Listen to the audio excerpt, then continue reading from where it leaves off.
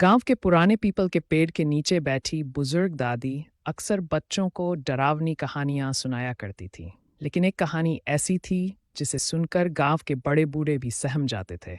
सुगाहन चुड़ैल की कहानी। शुभा की शादी गांव में शुभा नाम की एक नवविवाहित लड़की थी। उसकी शादी बड़े धूमधाम से हुई थी और वह अपने पति रमेश के साथ बहुत खुश थी। लेकिन शादी के कुछ ही दिनों बाद गांव में एक अजीब घटना घटी। हर पूर्णिमा की रात कोई न कोई औरत रहस्यमय तरीके से गायब हो जाती थी। गांव के लोग डरने लगे, पर किसी को कुछ समझ नहीं आ रहा था। एक दिन रमेश को दूर शहर जाना पड़ा और शुभा को अकेले ही घर पर रहना पड़ा। उसकी सास ने समझाया, बेटी रात को दरवाजा मत खोलना, चाहे कोई भी पुकारे।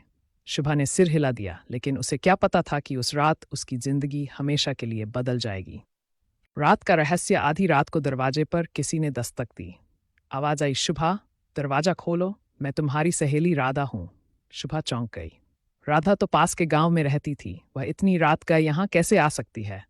लेकिन आवाज जानी पहचानी थी, तो उसने धीरे धीरे दरवाजा खोल दिया।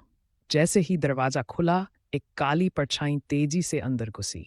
वह कोई और नहीं बल्कि सुगाहन चुड़ैल थी। उसका चेहरा जुर्रीदार था, लाल आंखें जल रही थी और लंबे नुकीले दांत बाहर निकले हुए थे।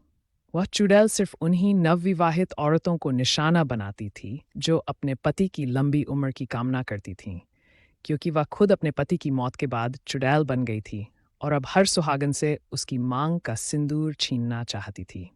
शुभा की सूझबूझ। शुभा ने तुरंत एक जलता हुआ दीपक उठा लिया और चुड़ैल के सामने कर दिया। आग देखकर चुड़ैल चीखने लगी और पीछे हटने लगी। तभी शुभा ने अपनी सास की बताई हुई बात याद की। अगर कभी